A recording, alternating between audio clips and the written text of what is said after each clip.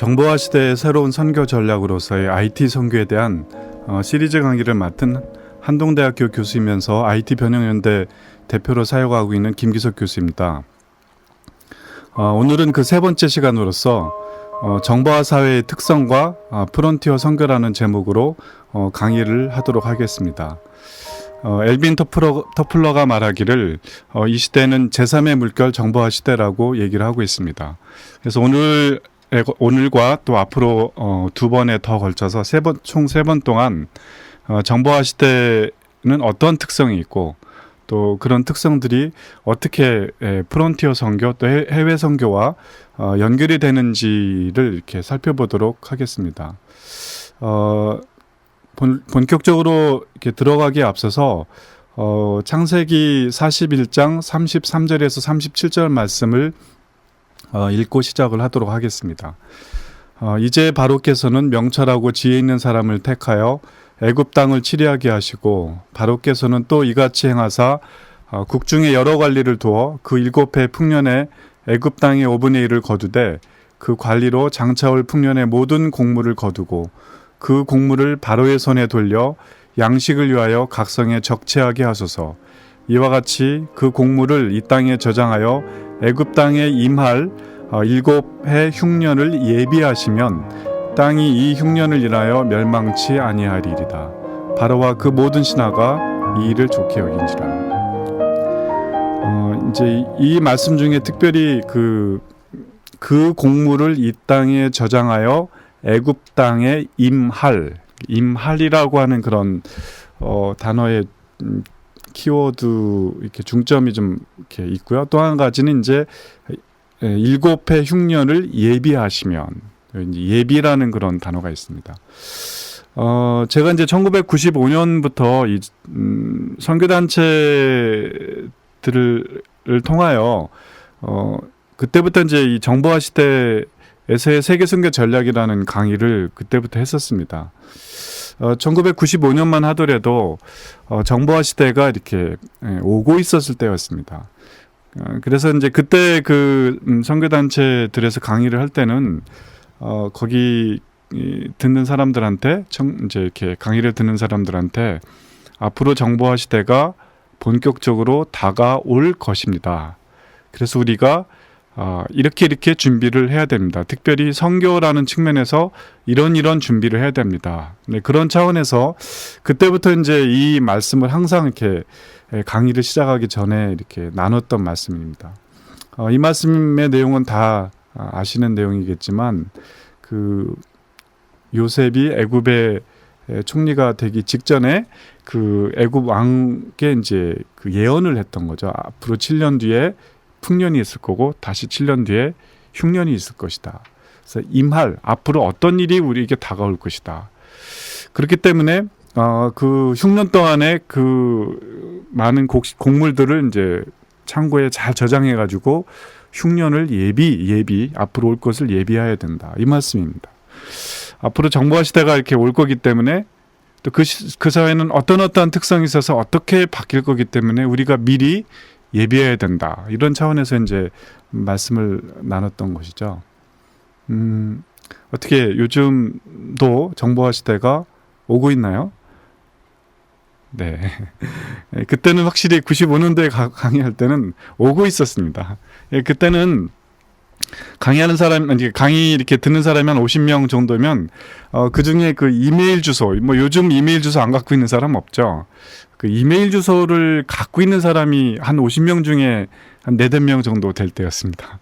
그래서 이제 그 이메일 어드레스를 자기 개인용 이메일 어드레스를 갖고 있는 사람 손들으세요. 이렇게 해가지고서 이제 그 사람들 손들면 이렇게 일어나라고 그래가지고 막 박수 쳐주고, 시대를 앞서가는 사람이다.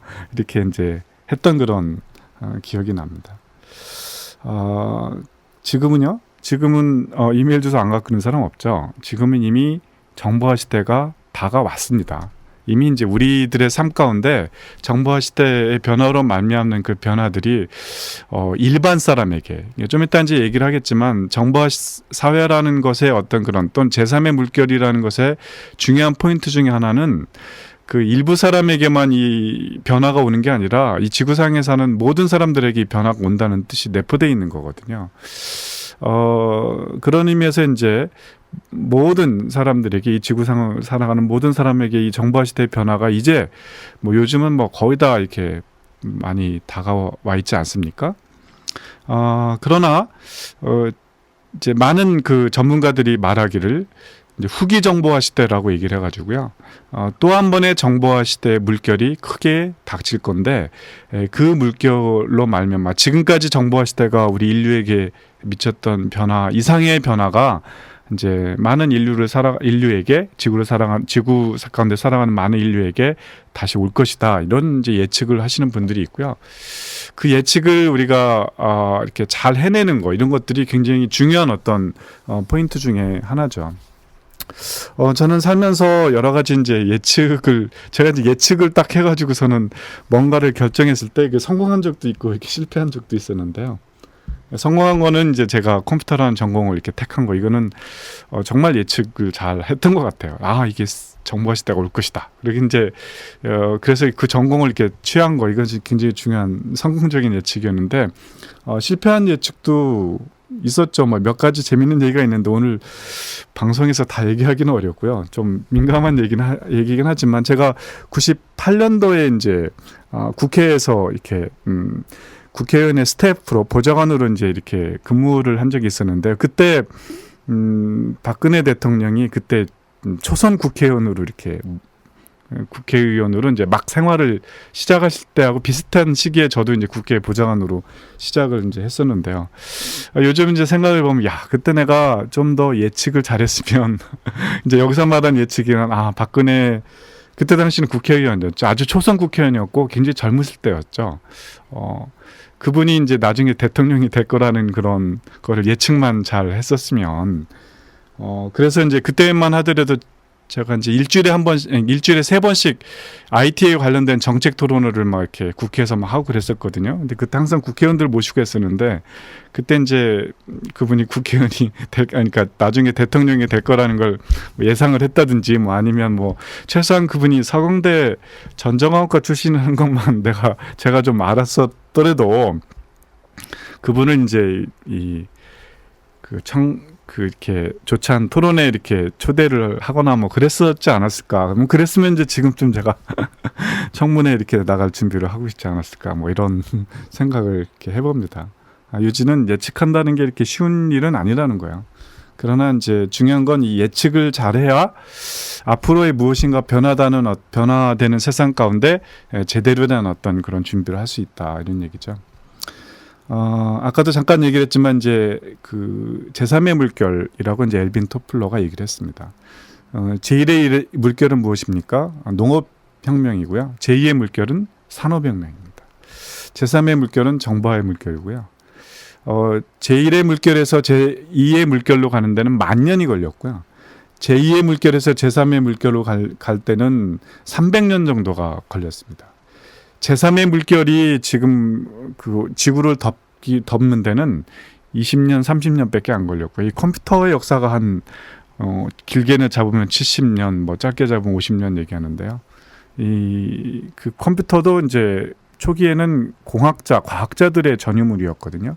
이게 이제 일반에게 퍼지기 시작했던 시점을 정보화 시대에 라고 말하는 것의 어떤 분기점이라고 얘기한다면 그때 이제 웹이 막 이렇게 브라우저가 진행이 되면서 했던 1995년 정도 90년대 초반을 이제 정보화 시대의 어떤 그런 분기점으로 이렇게 보게 될 수 있는데 그때부터 지금까지 한 20-30년밖에 안 지난 거예요. 사람들의 변화가 굉장히 큰 거죠. 시대 흐름이 급격히 바뀌고 있습니다. 사회를 밑바닥에서부터 변혁시키는 사건이고요. 그 이전 사회에서의 생활 방식은 상상하지 못하는 패턴으로 바꿔버리고 있습니다. 불과 30-40년 전만 하더라도 개인이 전화기를 갖고 있을 거라고 꿈에도 생각을 못했고요. 또 이제 뭐 카톡이나 뭐 이런 식으로 이렇게 메시지를 주고받을 거라고 생각을 하지 못했지 않았습니까? 이 제3의 물결을 변화를 이렇게 야기시키는 가장 핵심적인 그런 포인트는 컴퓨터 컴퓨터입니다. 컴퓨터, 또 네트워크, 또 인터넷이라고 말할 수 있죠. 그다음에 IT, 인포메이션 테크놀로지라고. 물론 이제 IT라는 용어의 개념이 이제 그 IT라는 단어를 쓰는 곳마다 조금씩 이렇게 좀 이렇게 데피니션이 좀 틀립니다. 근데 이제 저는 이 IT를 굉장히 포괄적으로 이렇게 쓰는데요. IT라고도 하고 또 ICT. IT는 이제 인포메이션 테크놀로지의 약자고요. ICT는 이제 인포메이션 앤 커뮤니케이션 테크놀로지. 그래서 커뮤니케이션을 좀 더 강조해서 ICT라고 이제 얘기를 하는데, 이런 부분들이 이제 그 정보화 시대의 그 제3의 물결을 야기시키는 굉장히 중요한 어떤 기술 기반이라고 말할 수 있겠습니다.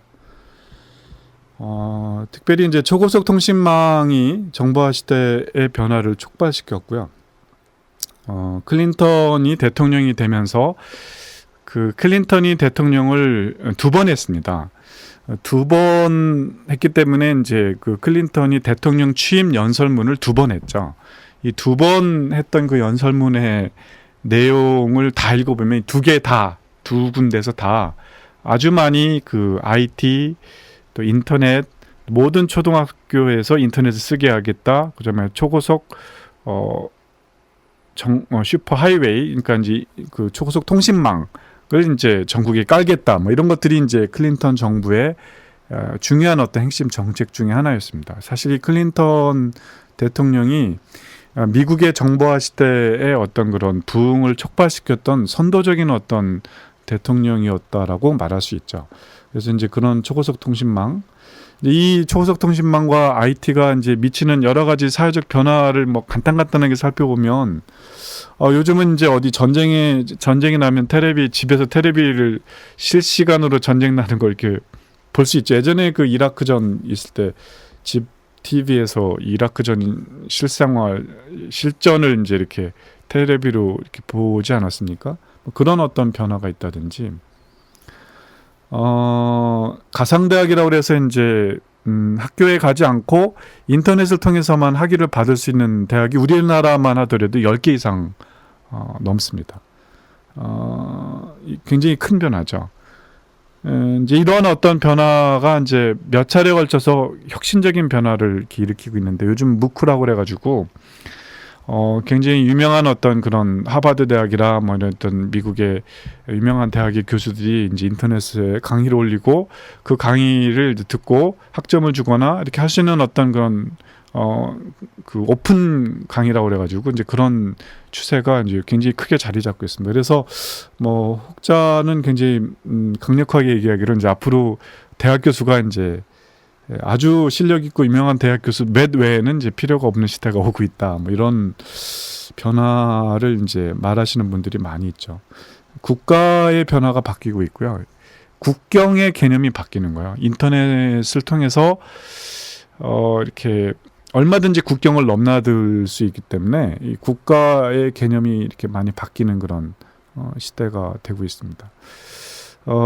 예전에는 이제 국가의 어떤 대통령이라든지 총리라든지 권력을 갖고 있는 사람이 그 힘이 굉장히 그 권력을 갖고 있는 사람에게 집중이 됐습니다. 왜냐하면 그 힘을 갖고 있는 사람은 그에 해당되는 어떤 정보를 컨트롤할 수 있는 어떤 그런 자기만이 정보를 액세스할 수 있는 권한이 딱 있었기 때문에, 그리고 또 많은 군중에게 그 정보를 클로즈 시키고 자기만 볼 수 있게 하는 그런 힘이 있었는데요. 요즘은 많은 사람이 느끼잖아요. 페이스북이나 또 트위터나 이런 걸 통해서 정보의 어떤 그런 그 액세서빌리티, 정보를 액세스할 수 있는 사람이 훨씬 더 범위가 넓어졌습니다. 그래서 권력을 가진 사람이 그들만 가질 수 있는 그 정보의 독점하는 범위가 굉장히 줄어들었습니다. 이런 것들 때문에 사회가 급격히 이제 변화해 나가고요. 뭐 그런 것들 때문에 이제 민주화 운동이 촉발이 되거나 뭐 이런 것들이 이제 그런 현상들이 전 세계적으로 이렇게 나타나고 있죠. 오바마가 왜 승리했는가, 대통령이 됐는가, 여러 분석을 하지만 인터넷에서 이겼다. 이 분석이 굉장히 강력합니다. 영국의 파이낸셜 타임스에서 이제 이런 얘기를 했죠. 오바마 대통령이 된 다음에 온라인 토론의 질문조차 사전 검열하는 힐러리 측 웹사이트가 훈계조인 방면에 자율성을 강조했던 오바마 측 인터넷 전략은 젊은 네티즌에 어필했다. 이제 물론 이게 힐러리하고 오바마가 이제 민주당 내에서 경선했던 그 사건, 그 부분에 대해서 얘기를 하는데 어쨌든 간에 이 오바마의 인터넷 전략이 굉장히 젊은 사람에게 설득력이 훨씬 있었다는 얘기죠. 우리나라의 경우에 대해서도 마찬가지입니다. 노무현 대통령이 당선되고 난 다음에 많은 이 보수 측 인사들이 이제 굉장히 경악을 금치 못했죠. 어떻게 노무현 대통령이 갑자기 대통령이 될 수 있었는가?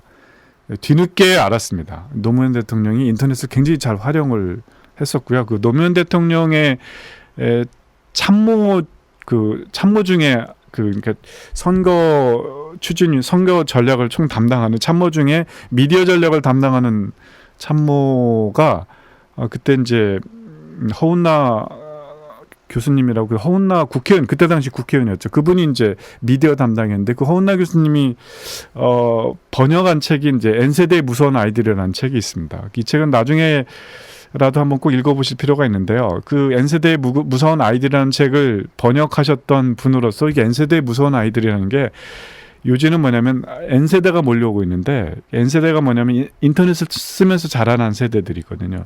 인터넷을 쓰면서 자라난 세대들의 특성을 잘 파악한 사람만이 뭐 훌륭한 교수가 되거나 훌륭한 선생님이 되거나 훌륭한 비즈니스맨이 되거나 또 훌륭한 선생님이 되거나 이러려면은 그런 어떤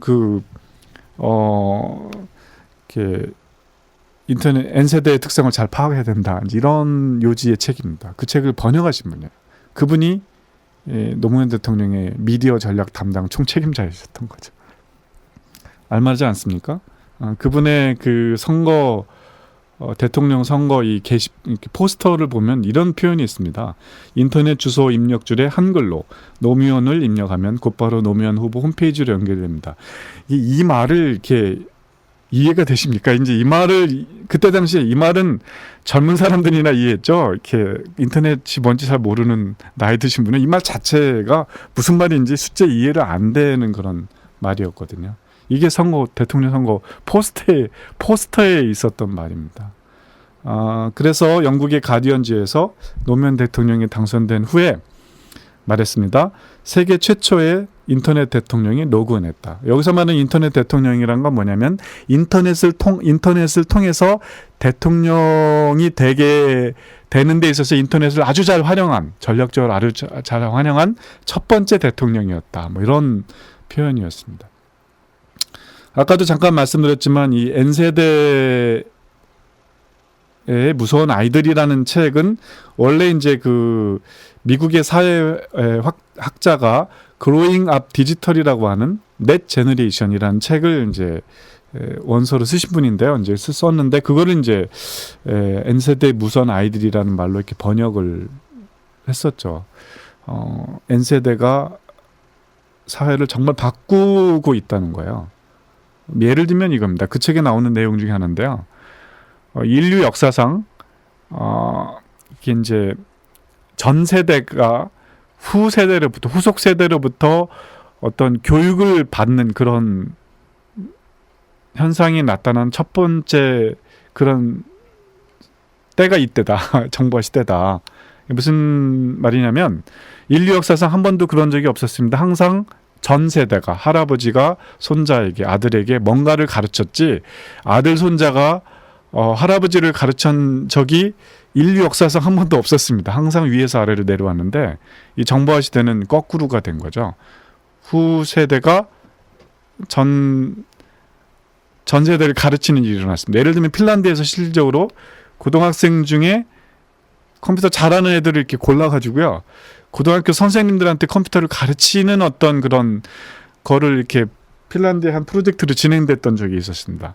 고등학생이 자기 선생님에게 컴퓨터를 가르칩니다. 이런 일이 처음 일어난 세대라는 거죠. 이런 어떤 변화에 우리가 얼마나 잘 적응을 했느냐 못했느냐가 굉장히 중요한 어떤 그런 측면이라는 거죠. 그래서 이제 이런 걸 잘 이해를 해야 되는 거예요. 그러니까 또 하나 이제 중요한 요소 중에 하나가 이제 웹 2.0이라는 단어인데요. 웹 1.0과 웹 2.0이 어떻게 차이가 나는지 한번 말씀을 드려볼게요. 웹 1.0은 홈페이지를 통해서 예를 들면 회사가 홈페이지를 방문한 사람에게 정보를 전달하는 게 목표입니다. 한쪽에서 한쪽으로 흘러요. 물론 게시판 같은 게 있어서 질문을 주고받긴 하지만 그거는 소규모의 정보입니다. 그래서 홈페이지를 보는 사람이 질문을 올리긴 하죠. 그래서 답하기 위해서 약간의 인터랙션이 있긴 하는데 그게 메인이 아니고요. 항상 거의 대부분의 정보는 회사에서 그 홈페이지를 방문한 사람에게 정보를 전달하는 것. 이게 이제 웹 1.0인데 웹 2.0은 어떻게 바뀌는지 아십니까? 그 홈페이지 그 고객이 정보를 크리에이트합니다. 그래서 한쪽에서만 정보를 크리에이트하는 게 아니라 홈페이지를 방문한 사람이 많은 유용한 정보를 함께 정보를 크리에이트하는 어떤 그런 것이 이제 웹 2.0이죠. 그래서 이 공유 예를 들면은 전자 사전이 있는데 딕셔너리를 사전을 만드는데 같이 만드는 거죠. 이게 이제 그 집단 지성이라고 표현하지 않습니까? 이런 어떤 형태가 많이 나타나죠. 그래서 사실 많은 그 정보화 시대의 특성 중에 하나는 많은 네티즌들, 많은 그런 인터넷에서 활동하는 사람이 굉장히 액티브합니다. 그 자기의 무엇인가를 이렇게 표현하고 또 자기의 정보를 올리는 걸 굉장히 이렇게 즐겨합니다. 유튜브 같은 데 동영상을 자기가 만들어서 올리는 걸 인조이합니다. 이게 이제 변화 중에 하나죠. 올드 제너레이션, 저도 올드 제너레이션에 해당됩니다. 올드 제너레이션은요, 돈 주고 하래도 잘 안 합니다. 그러나 젊은 세대는 그걸 인조이합니다. 자, 이 변화를 우리가 신앙 입장에서, 선교 입장에서 어떻게 잘 활용할 수 있을까? 이런 어떤 것들을 우리가 잘 살펴봐야 되는 것입니다. 그 정보화 시대 때 그 필독서 중에 하나가 이제 The World is Flat, 세상은 평평하다라고 하는 그런 책이 있는데요. 꼭 읽어보실 필요가 있습니다. 세상이 평평하다는 거예요. 여기서 말하는 평평하다는 건 예를 들면 한쪽 나라에서 다른 한쪽 나라로 이렇게 격차가 굉장히 줄어들고 있다는 뜻이죠. 예를 들면 이제 The World is Flat이라고 하는 책에서 사례로 많이 내걸고 있는 그런 사례 중에 하나가 실리콘밸리와 인도를 비교를 합니다. 실리콘밸리는 훨씬 잘 살고 있었고요. 인도는 훨씬 못 살았습니다. 그런데 실리콘밸리의 많은 IT 비즈니스가 인도에 아웃소싱을 하기 시작을 했습니다. 아웃소싱이라는 건 뭐냐면 예를 들면 개발할 일거리들을 인도에 던지는 거예요. 그럼 이제 인도에서 이제 개발을 해서 실리콘밸리를 보내면 그런 걸 조합해가지고 새로운 상품을 만들어내는 그런 식의 어떤 그 업무의 그 역할 분담이 이제 한 30년 전부터 이제 실리콘밸리와 인도 사이에 있었습니다. 그 전에는 실리콘밸리는 훨씬 잘 살았고 인도는 훨씬 못 살았습니다. 그러나 이제 The World is Flat 이게 이제 평평해지면서 장애가 적어졌고요. 그래서 실리콘밸리의 많은 일거리들이 인도로 흘러가면서 이제는 인도가 IT에 관련돼서는 굉장히 잘 살게 됐습니다. 옛날보다 훨씬 물론 아직도 미국이라는 어떤 수준보다는 많이 못하지만 예전보다는 훨씬 더 그 격차가 줄어들었고요. 요즘은 인도가 상당히 IT에 관련된 어떤 그런 변화가 이렇게 많이 이렇게 뛰어 올랐습니다. 왜 세계가 평평하게 됐습니까? 이게 물론 이제 이 내용이 다 이렇게 맞다라고 말할 수는 없는데 왜 평평하게 됐을까요? 그 10가지 얘기를 합니다. 10가지 얘기를 하는 그 10가지 세계를 평평하게 만든 10가지 이유 중에 상당히 많은 부분들이 다 예를 들면 두 번째 이유 넷스케이프가 등장했습니다. 세 번째 이유 워크플로우 소프트웨어가 등장했습니다. 네 번째 이유 오픈소스 무브먼트가 일어났습니다. 다섯 번째 이유 아웃소싱 아까 얘기했죠. 서구의 많은 일거리들이 제3세계로 이렇게 넘어갔던 거예요. 거기에는 다 이 IT 인프라가 뒷받침했기 때문에 그런 게 되는 거죠. 오프쇼어링, 생산 시설이 해외로 이전됐습니다. 서플라이 체이닝, 어떤 그 물건을 이렇게 만드는데 여러 단계들 중에 일부가 해외로 나가면서 그 모든 그런 물건을 만드는 모든 어떤 플로우를 다 IT가 아주 잘 매니지를 하게 됐습니다. 인소싱, 아웃소싱. 뭐 구글의 인포밍, 뭐 이런 또 이제 10번째 이유는 와이어리스 테크놀로지. 이 10가지 이유 중에 거의 8가지가 다 IT와 연관된 어떤 변화들이고요. 이 IT가 세계를 평평하게 만들고 있고 또 정보화 시대의 변화를 주고 있고요. 또 요즘은 특별히 이제 페이스북을 중심으로 한 SNS가 또 한 번의 큰 변화를 이렇게 주고 있지 않습니까? 이런 변화가 이제 아까도 말씀드렸지만 이미 왔고요.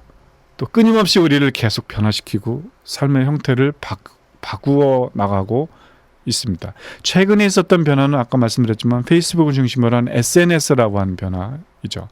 그 안에 들어가면 거의 뭐 요즘은 이제 그 몇 명이다 이렇게 말은 하지 않지만 뭐 20억 가까이 되는 많은 그런 사람들이 페이스북 안에 들어와 있습니다. 그러면 그 인구 중에 상당히 많이 우리가 이렇게 좀 예수 그리스도의 복음을 나누고 싶은 그런 아직도 복음을 전혀 듣지 못한 미전도 종족에 해당되는 젊은이들이 그 페이스북 안에는 거의 들어가 있다고 가정해도 틀리지 않을 수 있습니다. 우리가 조금만 우리가 이 전략을 살피면 페이스북에서 얼마든지 프론티어 선교가 충분히 가능한 그런 시대의 변화 가운데 있다는 것입니다.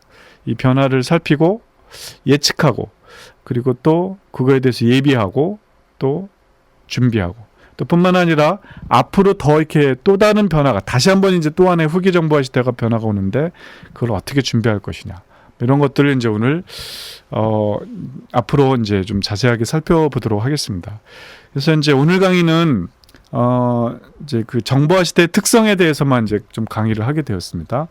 다음 분부터는 이제 구체적인 어떤 특성들, 이런 특성이 있는데 그것이 어떻게 선교와 연결되는지 뭐 그런 식으로 대략 한 12개 내지 15개의 정보화 시대 특성들이 있는데요. 이제 그런 것들이 어떻게 선교와 연결되는지를 이렇게 좀 살펴보도록 하겠습니다.